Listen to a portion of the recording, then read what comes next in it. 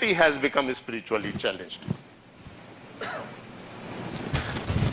बड़े उससे लोग बताते हैं, no my son has done very well for himself. अच्छा 32 साल का है और कितने का, बोले 1.5 करोड़ का पैकेज है. आजकल पैकेज में चलता है, पूरी जिंदगी पैकेज में चल रही है आजकल. Oh he has done very well for himself.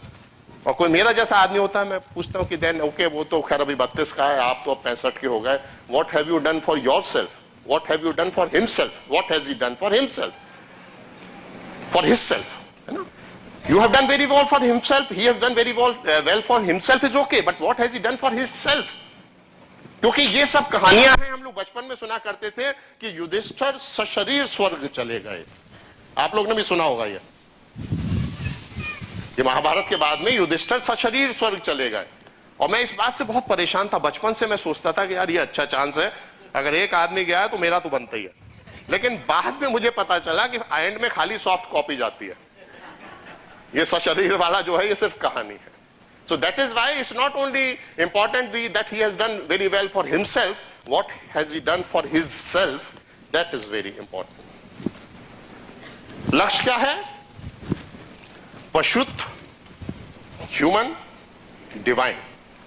हमें पशु से मनुष्यत्व की ओर और मनुष्य से देवत्व की ओर बढ़ना है, ईश्वर की तरफ. डायरेक्शंस पता होनी चाहिए. रेस में आप दौड़ते बहुत तेज हैं, लेकिन पता होना चाहिए फिनिशिंग लाइन इधर दौड़ना है या इधर दौड़ना है. अक्सर गलती से बच्चे को दौड़ा दिया और बच्चा दौड़ रहा है, वो आ ही नहीं रही फिनिशिंग लाइन. बोले बेटा गलत डायरेक्शन में दौड़ रहे थे, उधर की तरफ दौड़ना था. देवत्व की ओर जाना है, from human to divine. Assessment of the situation. ये सुन के बहुत लोग डिप्रेस हो जाते हैं, कहते हैं भाई साहब क्या हिंदुस्तान के लिए कोई उम्मीद बाकी नहीं है क्या? ऐसा नहीं, ऐसी बात नहीं है. इस देश ने पिछले 60-65 साल में बहुत तरक्की की. जो हमारी नेशनल प्रायोरिटीज थी उसमें हम लोगों ने हर प्रायोरिटी को अचीव किया है. ऐसा नहीं है कि हम लोग फेल हुए हों. बोले कैसा तो नहीं, आप एक तरफ ये कह रहे हैं और फिर कैसे, आप ये बताइए.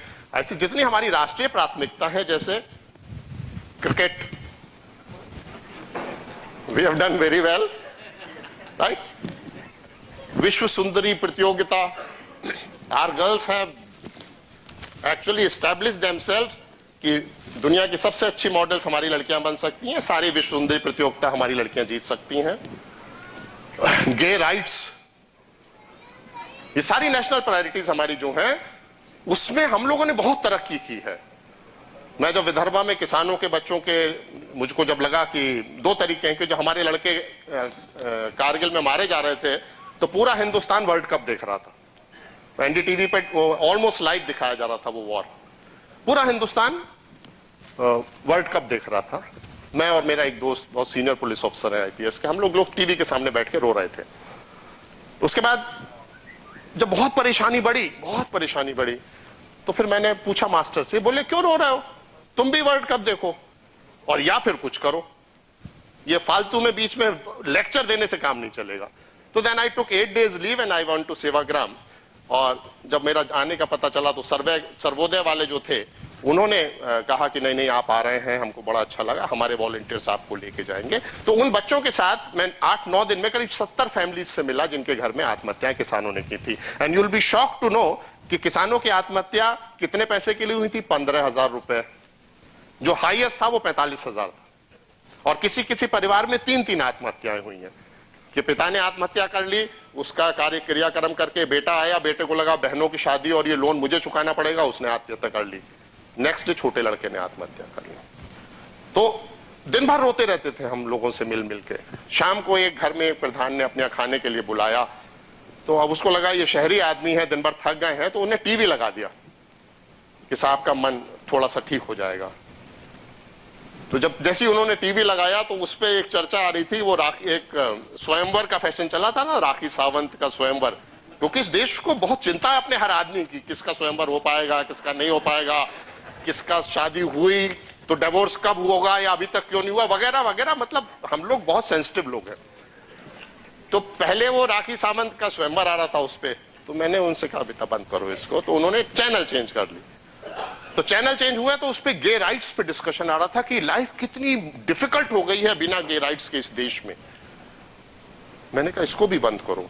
तो तीसरा आ रहा था, तो तीसरा उसमें कुछ वो लेदर स्कर्ट्स के ऊपर कंपटीशन था कुछ।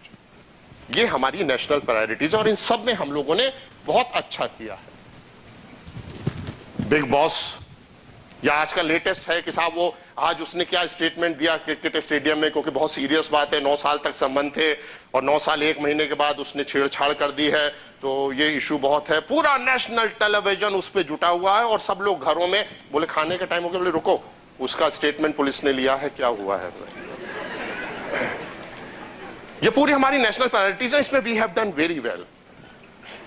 इसका मतलब शरीर में जान बाकी है, समाज में जान बाकी है, सिर्फ जरूरत है तो किसी के मार्गदर्शन देने की कि भैया अपनी प्रायोरिटीज ठीक करो, सही चीजों को मुद्दा बनाओ, और अगर बना लोगे तो उनको भी जीतने की कुव्वत हिंदुस्तान में और इंडियन सोसाइटी में अभी भी है।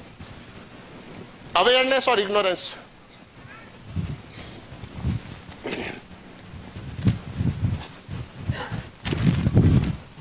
एक अब बीच में एक कहानी सुनाता हूं क्योंकि थोड़ा सा हेवी हो गया मामला। एक बड़े सीनियर अफसर थे, बहुत सीनियर अफसर थे, बड़े एडिशनल चीफ सेक्रेटरी के रैंक के, मोटे बहुत थे।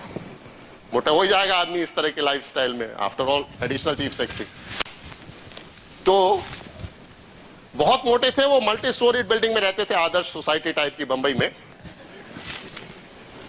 अब घर वो सो रहे थे अपने बेडरूम में, घर में आग लग गई। अब जो बाहर सेवक और आसपास के लोग थे वो सब परेशान कि घर में आग लग गई, साहब सो रहे हैं, अब क्या।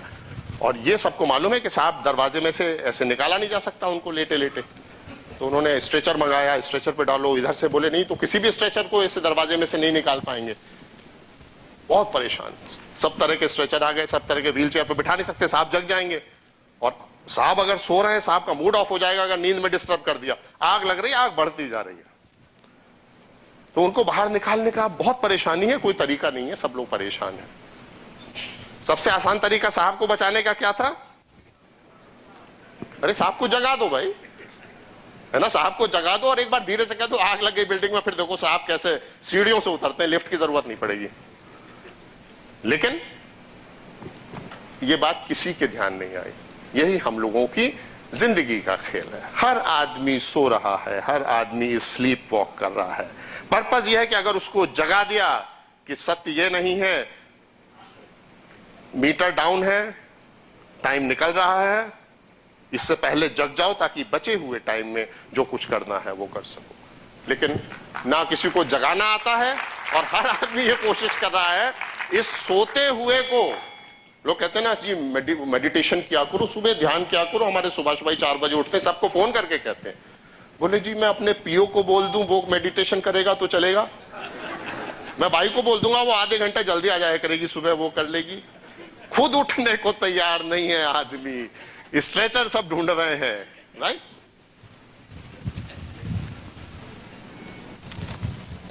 कभी आप लोगों ने सोचा है कि आप लोग घूमने जाते हैं, और ये अग्रवाल समाज की एक बड़ी अच्छाई है कि ये लोग घूमने जरूर जाते हैं बच्चों को लेकर छुट्टियों में। कभी आपने सोचा है कि बड़े शानदार होटल में आप घुसे, मैडम आपकी बड़ी तुनक मिजाज है, उनको कोई चीज आसानी से पसंद नहीं आती और बच्चे उससे भी 2 कदम आगे बढ़ के होटल में पहुंचे, गैंगटॉक में, सिक्किम में।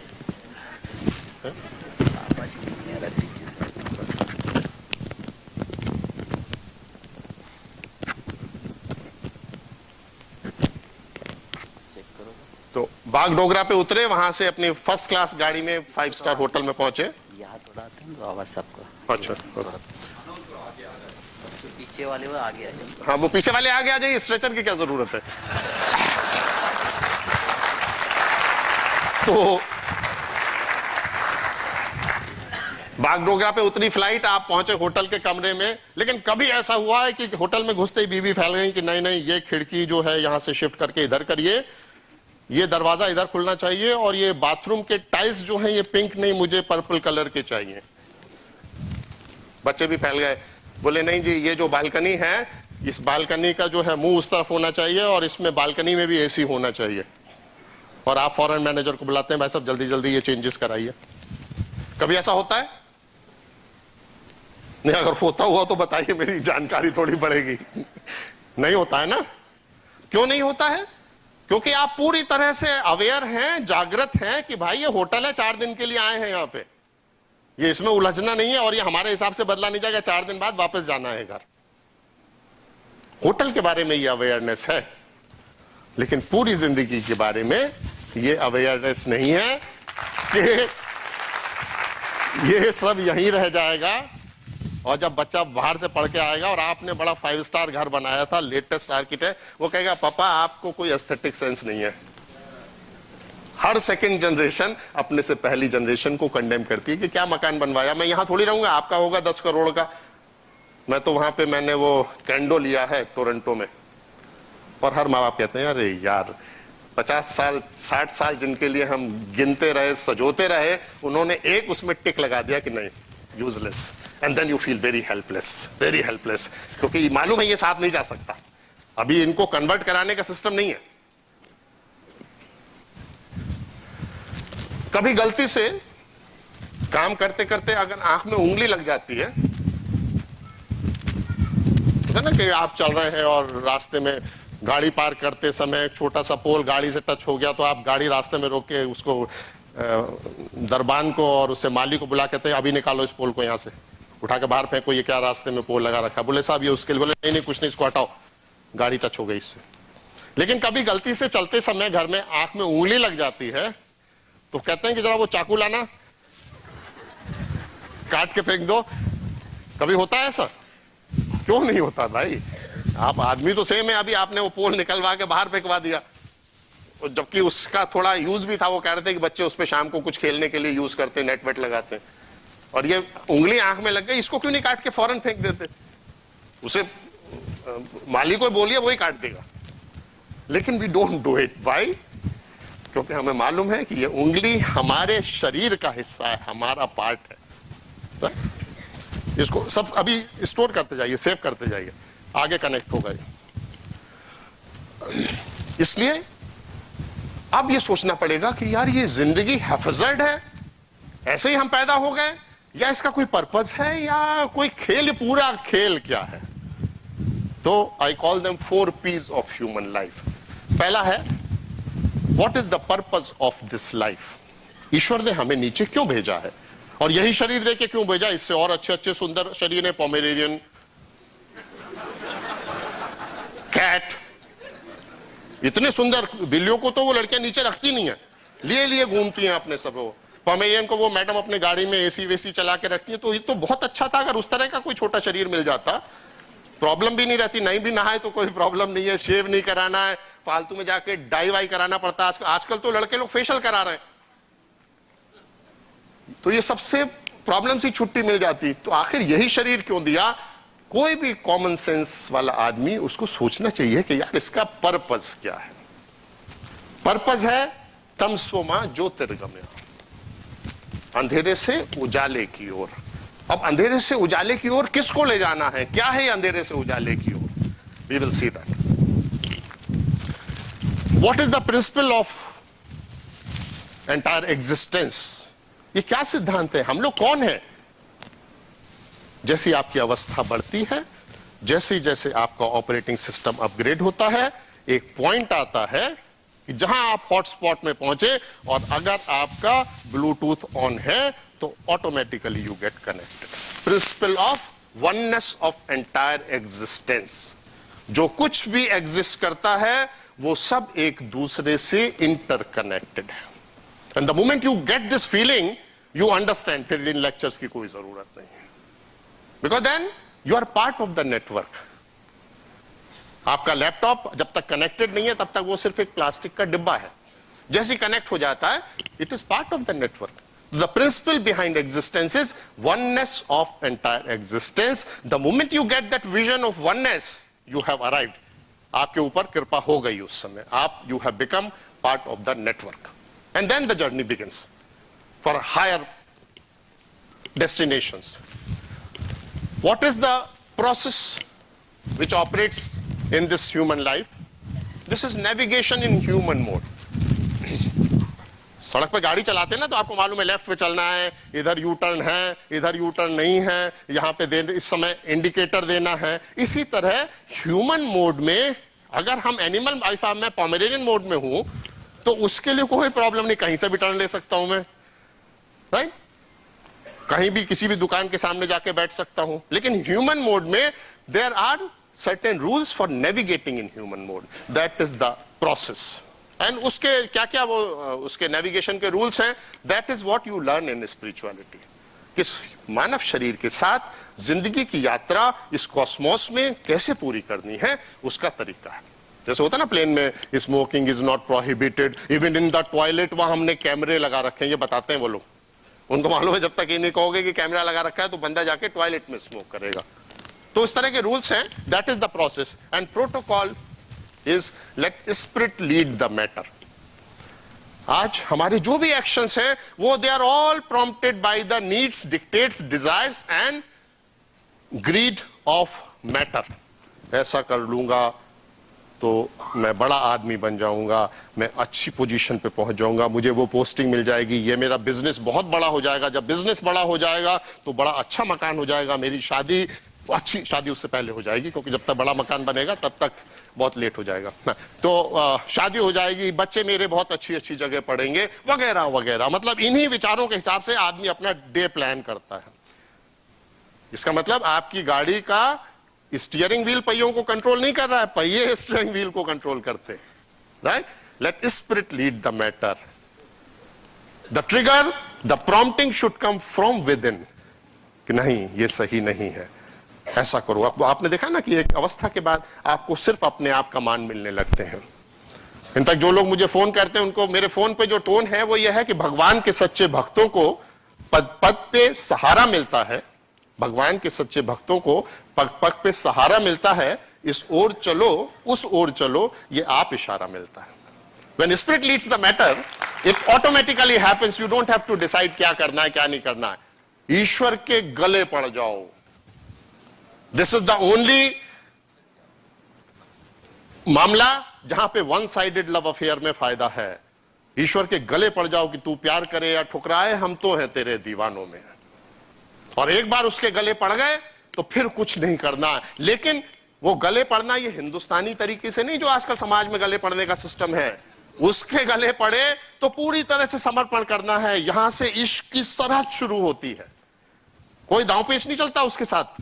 यहां से ईश्वर के गले पड़ गए तो उसके बाद यहां से इश्क की सरहद शुरू होती है। यहां से खत्म हुआ खेल होशियारी का, फिर कोई होशियारी नहीं दिखानी है। और एक बार आपने समर्पण कर दिया, then he takes over, he carries you in his arms, he walks with you. That precise it is. Beware, life is, मुझे टाइम का बताते जाइएगा, टाइम कहाँ है, जो फर्स्ट ब्रेक से 20 मिनट पहले बताइएगा। लाइफ इज, अब मैं लाइफ के बारे में 3-4 तरीके से आपको समझाने की कोशिश करूंगा, एंड आई एम श्योर कि कम से कम एक तो चिपकेगा, राइट। हम लोग रेलवे में काम करते हैं, या रेलवे से हमको तनख्वाह मिलती है, दैट विल बी बेटर। हाँ, क्योंकि अगर मैं कहता हम लोग काम करते हैं तो काफी लोग नाराज हो जाते।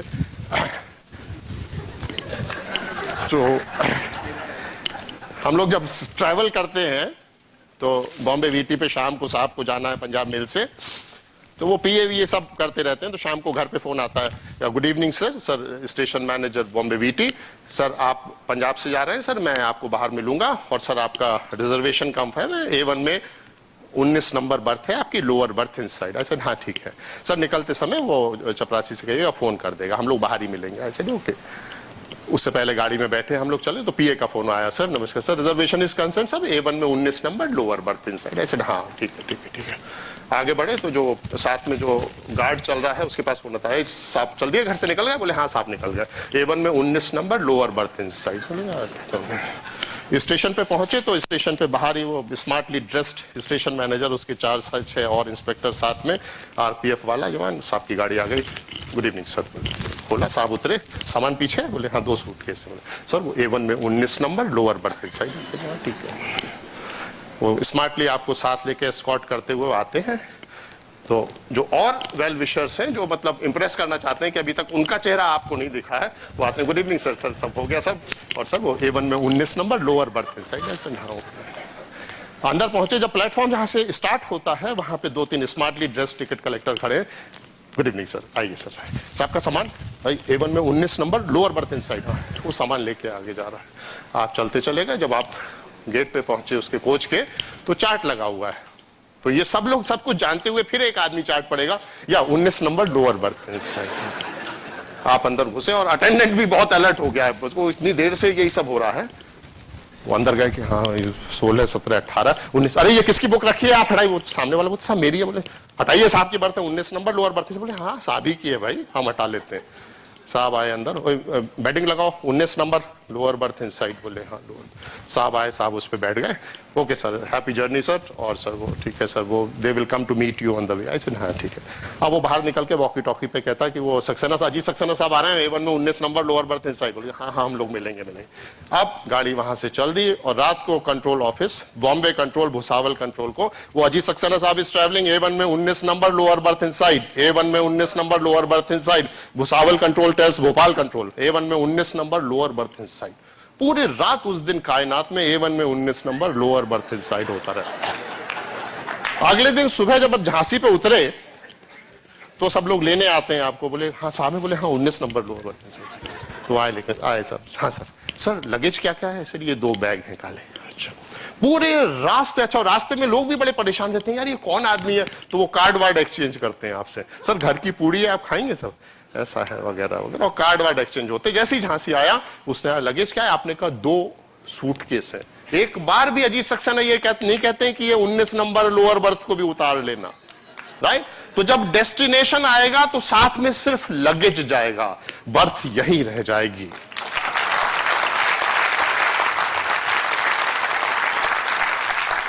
Learn to distinguish between the berth and the luggage and journey and the destination.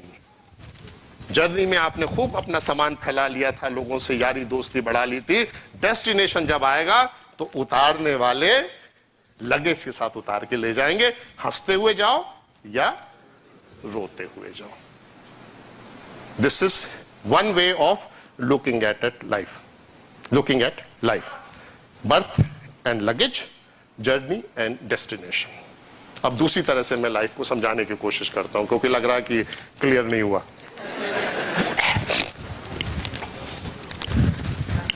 Life is a string operation. ये तो समझ आना चाहिए। आजकल तो हिंदुस्तान में किसी का भी स्ट्रिंग हो जाता है ना? वो कहते नहीं नहीं मुझे कुछ कोल्ड ड्रिंक में पिला दिया था, फिर मेरी सीडी बना ली, राइट? अरे नहीं साहब, वो तो ये तो जो है काट छांट के लगाई गई है। नेवरदलेस सीडी बन जाती है। वो लोग तो चोरी छिपे बनाते हैं। यहां तो बेसिक सिस्टम ये था कि जब हमको परमपिता परमात्मा ने भेजा तो ये स्ट्रिंग ऑपरेशन का अंदर कैमरा लगा हुआ है,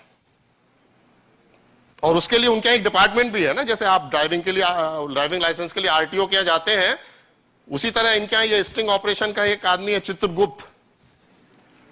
उसका काम ही है कि ये जैसे वो तहलका.com टाइप के, कि वो जो देवता है उनका काम ही स्ट्रिंग ऑपरेशन करना है। और स्ट्रिंग ऑपरेशन में आप एक्चुअली क्या कर रहे हैं वो तो सब रिकॉर्ड होता ही है। वो तो खैर बहुत अजूबी चीज नहीं है, वो तो कोई भी वीडियो लेके बना सकता है। ओके, तो उसने अपने हिसाब से एक वीडियो यहां लगा रखा है। स्ट्रिंग ऑपरेशन में each and every thought that comes to your mind, this is very important. एक एक विचार जो आपके मन में आता है वो सब ऑटो सेव मोड पे सेव होता चला जाता है। ये बहुत गूढ़ बात है, इसको मैं फिर से बताऊंगा, वो सिर्फ सोचिएगा बाद में जाके।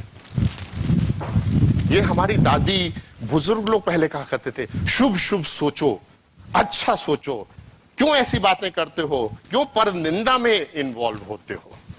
किसी को नहीं पता था ये, और जब तक पता चलेगा, जब तक वो साइंस कोई इसका एपरेटस निकालेगी, तब तक बहुत देर हो चुकी होगी। ये सारा सिस्टम ऑटो सेव मोड पे है। जैसे वर्ड में आप जब लिखते हैं ना तो ऑटो सेव करता जाता है। ईमेल भेज रहे हैं वो सब ऑटो सेव हो रहा है, उसमें आपको कहने की जरूरत नहीं है सेव ड्राफ्ट। तो ऑटो सेव में जो छोटे से छोटा विचार भी जो आपके मन में आता है वो उसमें सेव होता चला जाता है। और फाइनली MA पार्ट 2 में वो पूरी फिल्म आपके सामने से गुजरती है, और उसकी एक कॉपी आपको दी भी जाती है कि बेटा इसको अगली बार साथ ले जाना, राइट? जितना जो कुछ ऑटो सेव में आया है वो सब सेव होके चिप पे आपके साथ साथ चलता है सॉफ्ट कॉपी में। ये दूसरा तरीका था लाइफ के बारे में एक झलक देने का। तीसरा है लाइफ इज एन एग्जामिनेशन। सब लोग पढ़े, सब लोग जानते थे कि 2 बजे एग्जाम शुरू होता था और सबको पता रहता था। 20 मिनट, ओके। 2 बजे शुरू होता था, सबको पता होता था फला सब्जेक्ट का एग्जाम है। 2 बजे जाएंगे, कॉपी डिस्ट्रीब्यूट होगी और 5 बजे कॉपी छीन ली जाएगी, घंटी बजेगी और कॉपी छीन ली जाएगी। अब असली जिंदगी में परेशानी क्या है कि 90% लोग तो ये भी मानने को तैयार नहीं है कि एग्जामिनेशन चालू है, राइट? और जो उन्हें मालूम है उनको भी ये पता है कि किसका 2 कब बजा है, लेकिन किसका 5 कब बजने वाला है, घंटी कब बजेगी, कॉपी कब छीनी जाएगी, ये किसी को नहीं पता है। हो सकता है कि आपका अभी 2:30 बज रहा हो, मेरा 4:45 बज रहा हो, राइट? तो मुझे इस बात का ध्यान रखना चाहिए कि यार बजाय इस जो एक्सपर्ट कमेंट्स है, ये अपने हिंदुस्तान में लाला अमरनाथ कल्चर है। लाला अमरनाथ के साथ अच्छाई ये थी वो सिर्फ क्रिकेट के बारे में एक्सपर्ट कमेंट्स देते थे जिसके बारे में वो जानते थे। हमारे समाज में हर आदमी हर बात में एक्सपर्ट कमेंट्स देता है, उसका एरिया हो या ना हो। तो आपने देखा होगा वो तो अरे वो तो एग्जामिनेशन हॉल में ना वो तो बाहर बाहर जाके पानी पी रहे थे, वो सिगरेट पीने जा रहे थे और वो तो उन्होंने अपनी कॉपी में कुछ नहीं लिखा। अरे उनको छोड़ो, तुमने अपनी कॉपी में क्या लिखा उसकी वो जाने उसे पासे वफा था कि न था, उसकी वो जाने उसे पासे वफा था कि न था। तुम फराज अपनी तरफ से तो निभाते जाते। आम कंप्लेंट है, आपको मालूम है उसने क्या कहा था तब मैंने ऐसे किया, आपको पता है वो क्या प्लानिंग कर रहे थे तब हम लोगों को ये करना पड़ा। कोई इसका कहीं रोल नहीं है। अपनी कॉपी में जो 2 से 5 के बीच में लिखा है सिर्फ उसी पे मार्किंग होगी और उसी पे मेरिट लिस्ट में जगह मिलेगी। ये एक्सपर्ट कमेंट्स देने से उसने ये किया या वो किया या हम तो रात को लाइट चली गई इसलिए नहीं पढ़ पाए या हमारे घर में तो सारे, इन सब बातों का कोई फायदा नहीं है। बजाय पराया दोष दर्शन करने के, जो अच्छा स्टूडेंट होता है वो पढ़ाई अपना आंसर लिखने के बाद रिवाइज करता है, बजाय ये कि उसने क्या कर रहा, वो क्या कर रहा, वो क्या कर रहा है। वो अगर उसके पास टाइम बचता है 5 बजे से पहले तो वो अपने क्वेश्चंस मैंने क्या लिखा एक बार पढ़ लेता है कि कहीं कोई गलती तो नहीं रह गई। This is what life is. 2 से 5, 5 कब बज रहा है किसी को नहीं पता है, सब्जेक्ट ज्यादातर लोगों को नहीं पता है और उसमें क्या लिखना है बजाय दूसरों की चिंता करने पे इस पे फोकस करना चाहिए। आजकल एक सिस्टम और भी आ गया है, ATKT। ये जो मेरे बच्चे जो पढ़ रहे हैं किसानों के, अगर ये एक सब्जेक्ट में फेल हो जाते हैं ना, मैं कहता हूं अब क्या होगा, क्योंकि मैं तो आउट ऑफ टच हूं, मुझे कुछ पता नहीं क्या पढ़ता है, क्या होता है, कैसे होती है पढ़ाई। कहते हैं बाबा डोंट वरी, ATKT है ना, allowed to keep terms. And this I learned very recently. ये एक ऐसा खेल है कि कभी कभी एक छोटा सा लेसन लर्न करने के लिए आदमी को पुनर्जन्म लेना पड़ता है, एक पेपर क्लियर करने के लिए वापस आना पड़ता है। This is very interesting and actually requires deeper knowledge, deeper study. ATKT का सिस्टम भी वहां उसने लगा रखा है कि अच्छा तुम्हारा इतना रह गया तो कोई बात नहीं फिर हो आओ। और दूसरा, ये मेरा अपना एक्सपीरियंस है, इसमें कोई डिबेट की बात नहीं है, कि होता क्या है कि वहां पे जो टाइम फ्रेम है वो बहुत छोटा है। वो कहता है जाओ करके आओ ना, तो कहता कितनी देर लगेगी, बोले 1 मिनट। वहां का 1 मिनट यहाँ के 100 साल हो जाता है, समथिंग लाइक दैट। तो आदमी वहां कंसेंट दे देता है, हाँ ठीक है मैं करके आता हूं, वो फिर से चक्कर में आ जाता है। तो ATKT के चक्कर में भी वापस आना पड़ सकता है।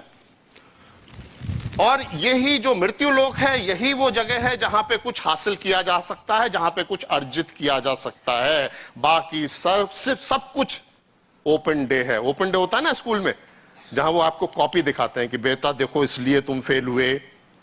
आप कहते हैं अरे यार ये माइनस का प्लस हो गया इसलिए फेल हो गया, अब मैं कर दूं, बोले नहीं आप कुछ नहीं कर सकते, ये सब ओपन डे है। एग्जाम तो मृत्युलोक में ही चलता है, जो वो उस दिन अजीत सक्सेना बता रहे थे 2 से 5 वाला एग्जाम वहीं पे करेक्ट कर सकते थे, यहां तो हम कॉपी दिखाते हैं खाली।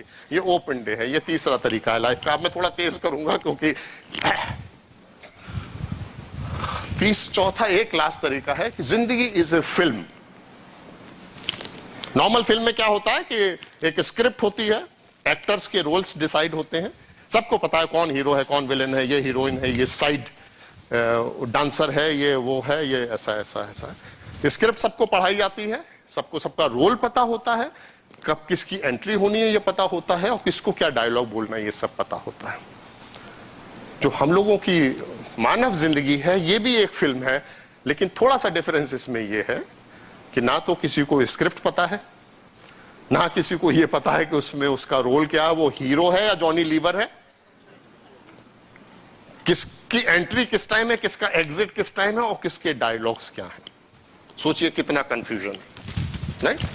आप लोगों ने एक पिक्चर सुनी होगी मुगले आजम, उसमें वो जो हीरोइन थी शायद मधुबाला या नरगिस जो भी, वो गाना गाने लगती है, अचानक प्यार किया तो डरना क्या, और लोग कहते हैं क्या बात है, कितना बढ़िया गाना है, कितना बढ़िया नाम से। अब अचानक अगर उस पिक्चर के बीच में अकबर खड़े होकर डांस करने लगता प्यार किया तो डरना क्या, तो सोचिए मतलब क्या एंटी क्लाइमेक्स और क्या नाटक होता। ये अचानक इसको क्या हुआ, बोले मुझे नहीं पता ये गाना था फिल्म में। बोले भाई साहब आपको थोड़ी गाना था ये। बोले नहीं सुना था हमने, अब हमने गा दिया, अब क्या करें। हम लोगों की जिंदगी में यही हो रहा है। अकबर गा रहा है प्यार किया तो डरना क्या, और मधुबाला कह रही है कि सलीम मैं तुझे अनारकली नहीं लेने दूंगी।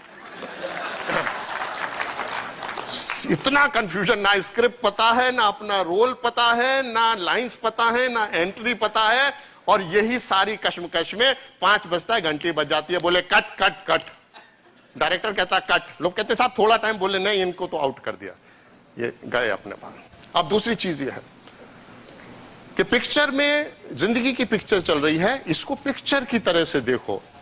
सामने अगर वो विलेन को मारा जा रहा है हीरो से, तो ये नहीं होता कि आप थिएटर में बैठ के पड़ोसी के मुंह पे मारना शुरू कर दें, क्योंकि अगर करेंगे तो क्या होगा, थोड़ी प्रॉब्लम हो सकती है, ज्यादा भी हो सकती है।